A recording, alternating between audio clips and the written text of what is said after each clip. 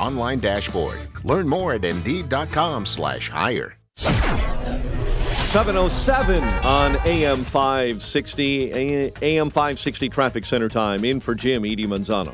Inbound 57 just past Sibley, an accident blocking two left lanes, not moving from Kedzie. 80 to Dan Ryan at 30 minutes. On the outbound, problem free at the moment. Inbound Bishop Ford, heavy from the Stony Island feeder to the Dan Ryan. 8094 to Dan Ryan at 30 minutes. No delays on the outbound Tri-State northbound. An accident blocking two left lanes at 87th, solid from Cicero. Heavy from 88 to North Avenue on the Tri-State southbound. No major delays at this time.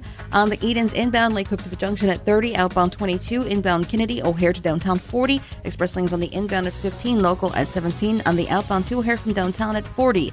Inbound Ike, stop and go from North Avenue to the Circle. Thorndale to the post office an hour and 5. Outbound at 40. That's traffic. I'm Eddie Manzano on AM 560, The Answer. Chicago's Morning Answer continues next in our 1-hour heating and air conditioning weather center. Meteorologist Steve Williams. A shower in spots early this morning, breezy, then some sun and clouds by the afternoon, the high 67. Partly cloudy, cool tonight, low 48. Times of sun and clouds, a cool day tomorrow, the high 58. A bit of rain on Saturday, high 61. I'm Steve Williams on AM 560, The Answer. 61 in clouds at O'Hare. Next news, 7:30. Chicago's Morning Answer with Dan and Amy continues next on AM 560, The Answer. This hourly segment is brought to you by Papa Nicholas Coffee. Papa Nicholas Coffee, a family tradition since 1897. This is Chicago's Morning Answer with Dan Proft and Amy Jacobson on AM 560. The Answer. There it is, Glass Tiger. Yeah, oh yeah.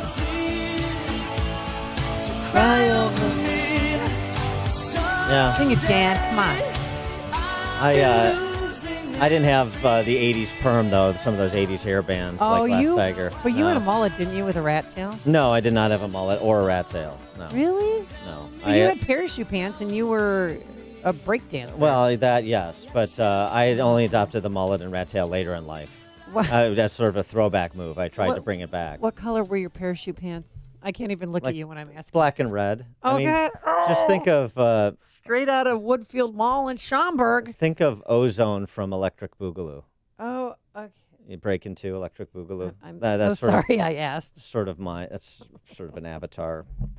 All right, we have to talk about serious matters, not my descents into madness in the 80s. But there is madness going on in 2019. Well, I want to start with a positive. You don't get this very often. President Trump complimenting the D.C. press corps, specifically the New York Times and John Roberts with the assist there, Fox News reporter John Roberts. Trump having this to say on the topic. Okay, what's your second question? Well, you shouldn't be asking two questions. Well, you're going to want to answer. Do me a favor. Ask one of the. I will, but I think you'll want. John, I think you'll want to answer this question. Ask one of the finished president. And then can I come back to you because I think you'll want to answer. We'll talk later. Sure. Right. Well, it sounds like it might be a good question. Let me see if I like the question. Go ahead.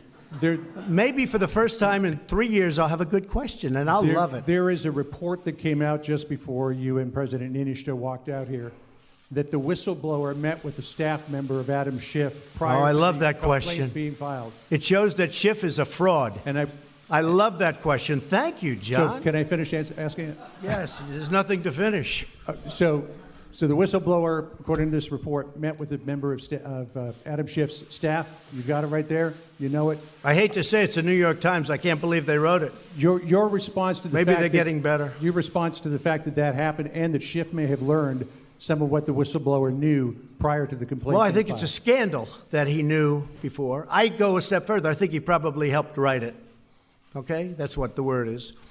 And I think it's. I give a lot of respect for the New York Times for putting it out. Just happened as I'm walking up here, they handed it to me. And I said to Mike, whoa, that's something. That's big stuff. That's a big story. He knew long before, and he helped write it, too. It's a scam. It's a scam. Just to finish on this, I appreciate it. I love that second question, by the way. Should have asked it first. But let me just tell you, the whole thing is a scam. The Mueller deal was a scam. The Russian collusion was a scam. The federal intelligence community whistleblower law explicitly states intelligence community whistleblowers must formally go through the inspector general for the IC before contacting Congress. That now apparently did not happen, at least according to the New York Times reporting on Adam Schiff, the House Intel Committee chairman. So that's one area of inquiry. Here's another, Joe and Hunter Biden. Peter Schweitzer was on with Tucker Carlson talking about Joe and Hunter Biden, and basically Hunter Biden sort of undermining the story that Joe Biden has been telling, that he never talked business with his son. Well, I think it adds up to is the Biden family cashing in by corruption by proxy. Joe Biden as vice president, or his wife Jill Biden, can't take payments from foreign entities. That would have to be disclosed. That would be easy to catch. But you set up your adult kids. And in the case of the Bidens, Joe Biden was point person for the Obama administration towards two countries, China and Ukraine. And lo and behold, the two countries that Hunter Biden ends up doing the most business in overseas are China and Ukraine. And the amounts of money are astronomical, and the deals that he got have absolutely nothing to do with his background. He had no expertise to sell.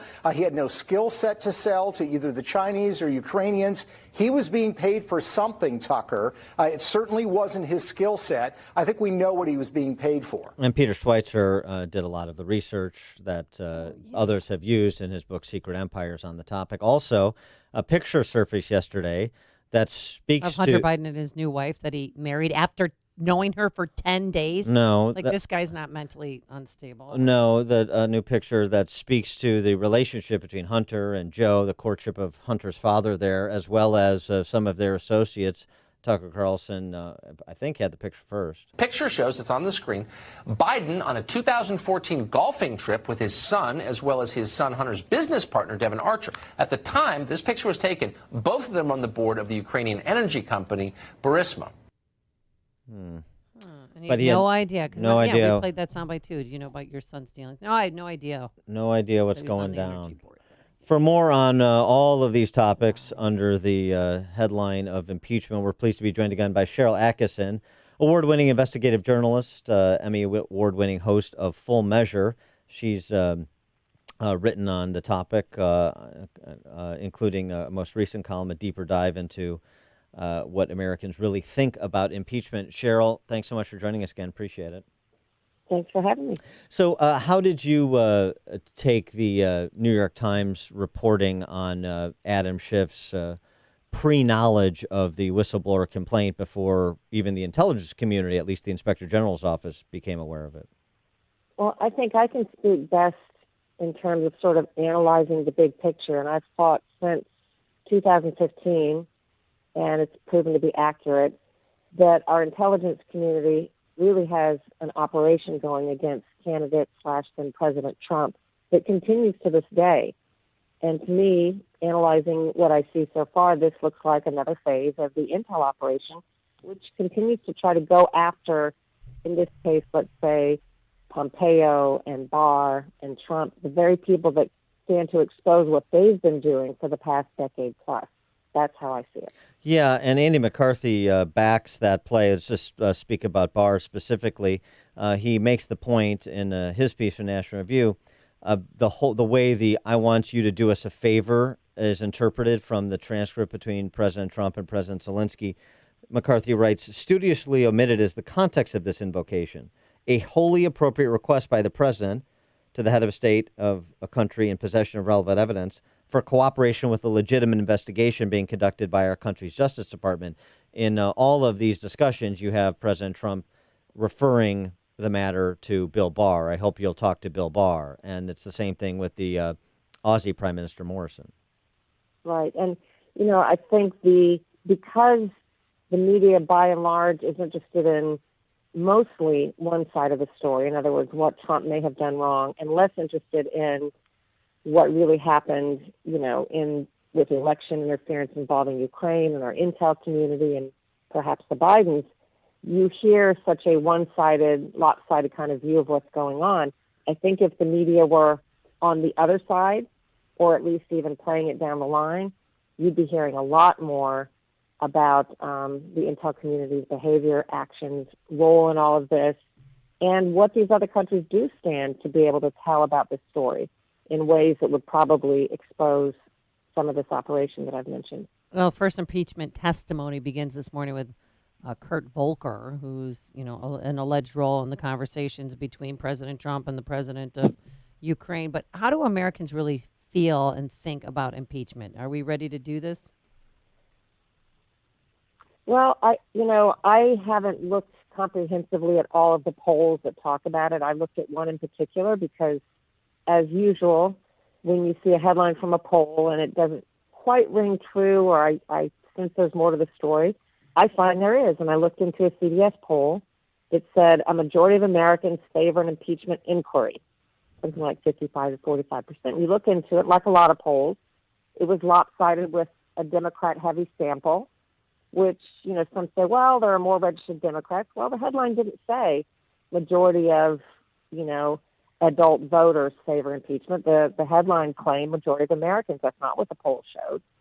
And then if you do take out the lopsided number of Democrats, which was more, by the way, than what's reflected by our voting population, more Democrats, it starts to look different. It starts to look like it's not a majority necessarily. It's certainly not a majority of Americans. And what I did just for the sake of exercise, you can cherry pick, as you may know, a lot of things from a poll if you look at the raw data. So it's the news that decides what to make headlines of. And there are other headlines that could have come from this poll if you wanted to prove something else. Like, let's see, I came up with one that said, most Republicans say the impeachment inquiry makes them want to defend Trump.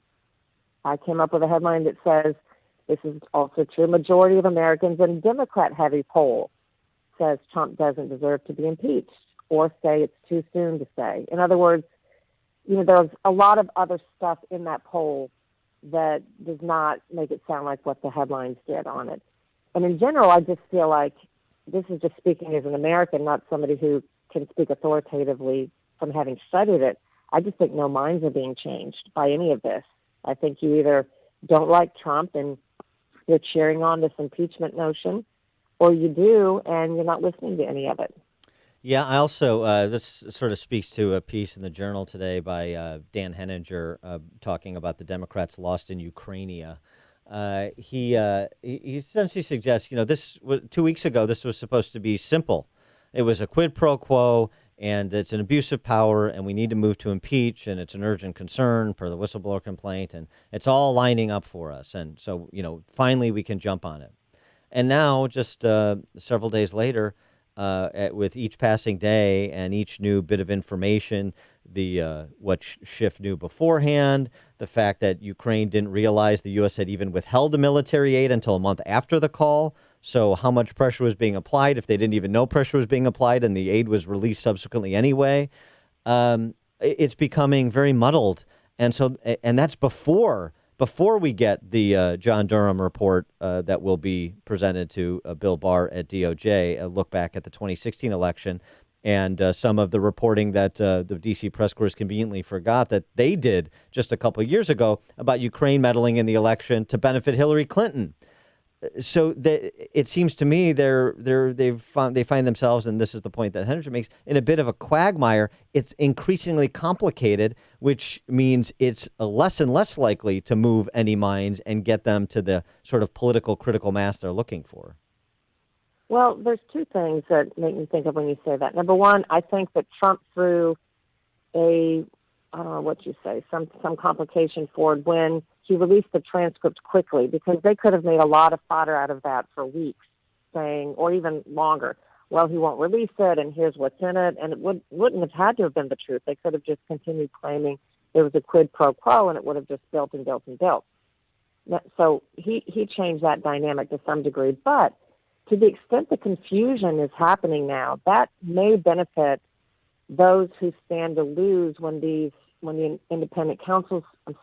Inspector General's report comes out and when Durham's findings come out. Let's assume there's something bad in there, as we hear there is, for intel community types or other people exposing the mischief they've done. This confusion in advance kind of turns the table, turns up the heat first on the Trump administration, so that when the other stuff comes out, it just sounds like, is it tit for tat? Is Trump just going after these people because they've found out what he's done wrong?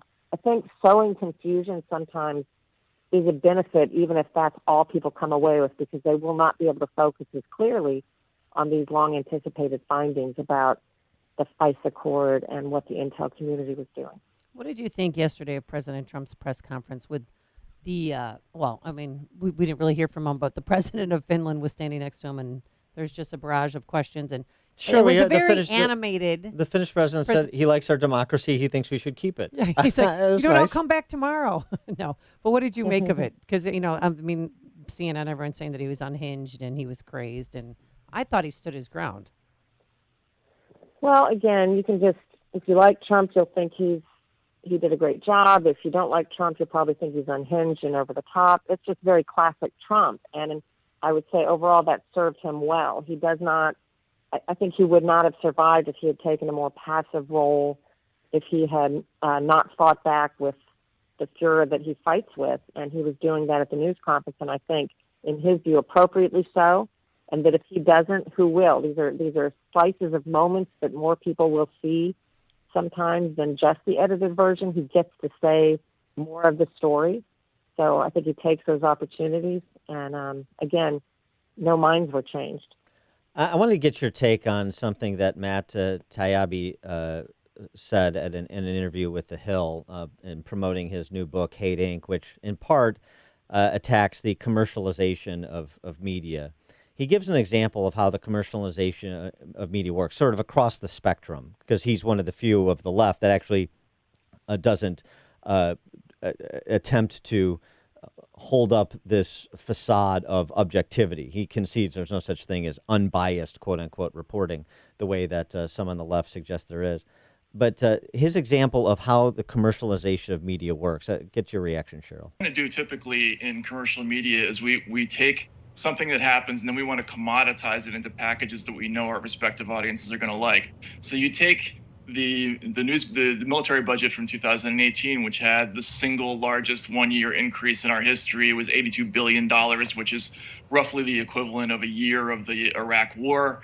And rather than focus on that and everything that's in the bill, which included new forms of nuclear weapons, we divided it into stories that were for easy consumption on either side. So the Democrats and the MSNBC, they talked a lot about Trump failing to mention John McCain, whose name was in the bill when he signed the bill. And this was another instance of him being insulting. Whereas Republicans talked about how Democrats were scheming to take the wall funding out of the bill.